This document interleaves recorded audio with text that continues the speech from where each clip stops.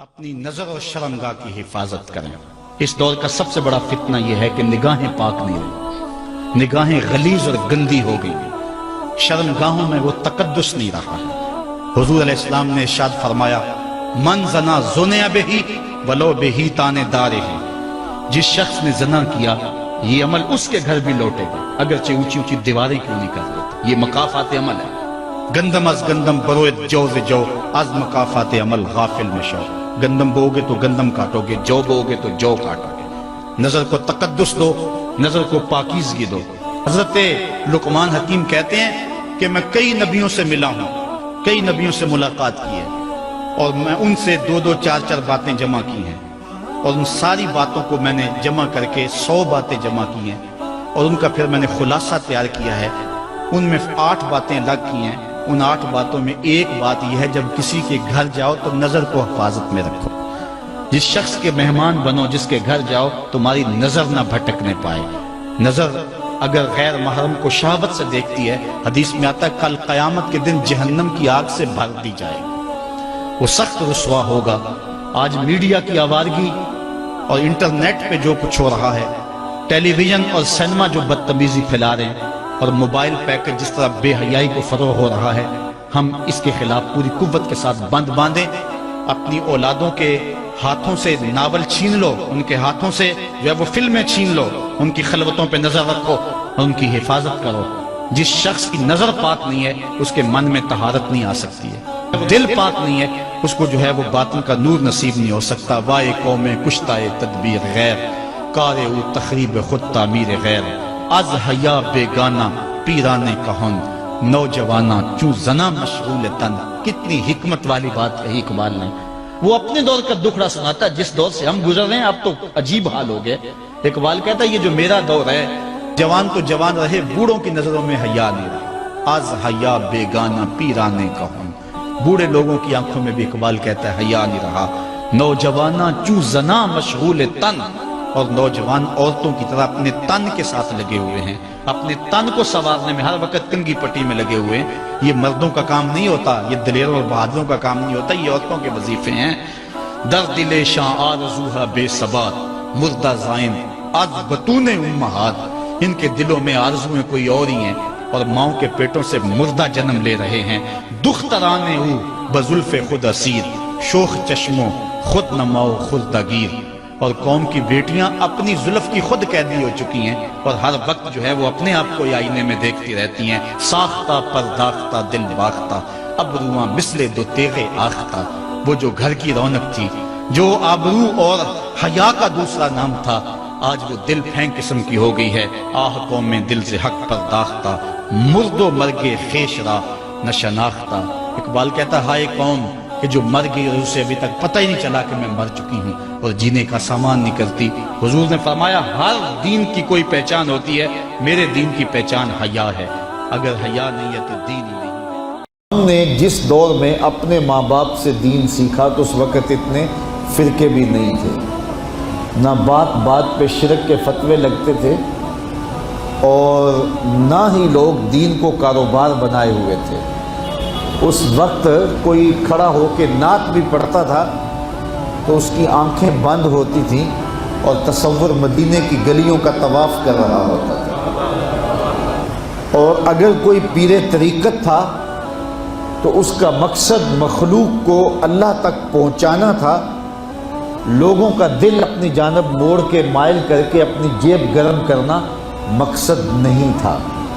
اس وقت عالم دین لوگوں کی عقیدتوں کو سمیٹ کر کے، گھیر کر کے، اپنی عقیدت کے دائرے میں ڈال کر کے ان سے سطحی مفاد حاصل کرنے کا دھندا نہیں کرتے تھے۔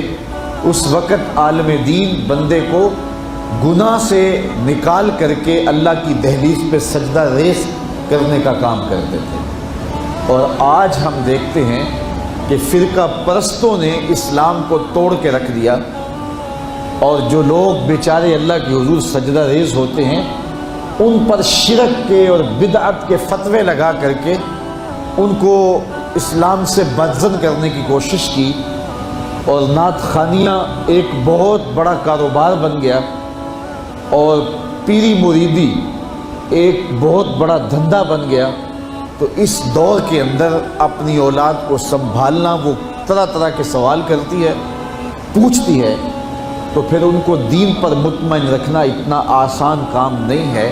ہمارے والدین نے ہماری تربیت کی تو ان کے لیے قدرے آسان تھا، لیکن ہمارے لیے اپنی اولاد کو سنبھالنا اور دین کی راہ پر ڈالنا قدرے مشکل ہے۔ لیکن ہمارے والدین نے جو آسان کام کیا تھا اس کے لیے بھی بڑی محنت کی تھی، اور ہم اپنی اولاد کے لیے کیا اتنی محنت کر رہے ہیں جتنی محنت ہمارے والدین نے ہمارے اوپر کی تھی۔ تو اگر ہم نہیں کر رہے تو پھر ہماری اگلی اولادیں یا ان کی اگلی نسلیں پھر کن ہاتھوں میں ہوں گی؟ تو اس لیے ہمیں خاص طور پہ سوچنا چاہیے۔ میں نے قرآن مجید کی جو آیت کریمہ پڑھی ہے اس میں ارشاد فرمایا، اپنے آپ کو اور اپنی اولاد کو دوزخ کی آگ سے بچا لو جس کا ایندھن انسان اور پتھر ہے۔ تو مجھے اور آپ کو اپنی اولاد کی حفاظت کرنی چاہیے۔ بعض اوقات ہم وطن چھوڑ کے یہاں آتے ہیں اس لیے کہ ہماری اولادوں کا مستقبل ٹھیک ہو جائے۔ ہم خود پردیس کاٹ لیتے ہیں، تنہائیاں کاٹ لیتے ہیں، اذیتوں سے گزر جاتے ہیں، لیکن اولاد راہ مستقیم سے بھٹک جاتی ہے تو ہم نے ان کی دنیا کی زندگی کی تو سنوار دی، لیکن جو حقیقی ابدی اور سرمدی زندگی ہے جو کبھی ختم ہونے والی نہیں ہے تو وہ برباد ہوگی۔ تو ہم نے اپنی اولاد کا بھلا نہیں کیا ہے، اپنی اولاد کا نقصان کیا۔ تو ہمیں چاہیے کہ ہم اپنی اولادوں کی حفاظت کریں، اور اولادوں کی حفاظت کیا ہے؟ ان کے اخلاق اچھے ہوں، ان کا کردار خوبصورت ہو، ان کے دین کی حفاظت ہو، اور وہ ایک صالح، سچے اور کھرے مسلمان کے صورت اپنی زندگی گزارنے کی مشق کریں، اور اس کا عملی نتیجہ ہماری آنکھوں کے سامنے ہو۔ میرے حضور نے ارشاد فرمایا کہ اپنی اولادوں کو 3 چیزیں سکھاؤ۔ پہلی چیز حب نبیکم، اپنی اولاد کو نبی کریم علیہ السلام کا پیار سکھاؤ۔ دوسری چیز وحب اہل بیت ہی، اور حضور کے اہل بیت کا پیار سکھاؤ۔ اور تیسری چیز وتلاوت القرآن، انہیں قرآن مجید کی تلاوت کرنا سکھاؤ۔ یہ 3 چیزیں آپ اگر بچپن سے ہی اپنی اولاد کے اندر داخل کر چکے تو پھر آپ کامیاب ہوئے۔ یہ بات ذہن میں رکھیے کہ ہم اس وقت متوجہ ہوتے ہیں اولاد کی تربیت کے لیے جب وہ ہمارے ہاتھ سے نکل چکی ہوتی ہے۔ ہمارے گھروں میں ہماری صبح کا آغاز قرآن مجید کی تلاوت سے ہو تو پھر خیر و برکت کے قافلے ہمارے گھروں میں اتریں گے۔ قرآن ہماری زندگی کو بدلنے والی کتاب ہے۔ جب ہمارا ربط اس کتاب سے ہو جائے گا، پختہ تعلق اس کتاب سے قائم ہو جائے گا، تو پھر زمانے کی تیز آندھیاں بھی ہمارے پائے استقلال میں لغزش نہیں لا سکتی ہیں، نہ ہمارے عقائد میں خرابی آ سکتی ہے، نہ ہمارے عمل میں کمزوری آ سکتی ہے۔ اس لیے ہمیں معمول کے طور پہ قرآن مجید کو اپنی زندگیوں میں شامل کرنا چاہیے اور اپنی اولاد کو اس کا خوگر بنانا چاہیے۔ ایک زمانہ تھا کہ ہر گھر میں صبح کو قرآن کھلتا تھا، اور آج وہ دور ہم سے چھوٹتا چلا جا رہا ہے۔ صبح کے وقت موبائل تو کھلتے ہیں لیکن قرآن نہیں کھلتا، جس کا نتیجہ کیا؟ آج بے برکتیوں کے ڈیرے ہیں۔ کثرت مال کے باوجود بھی ہم بے برکتی کی بات کرتے ہیں، اس لیے کہ ہمارے گھروں میں قرآن مجید کا چراغاں نہیں ہے۔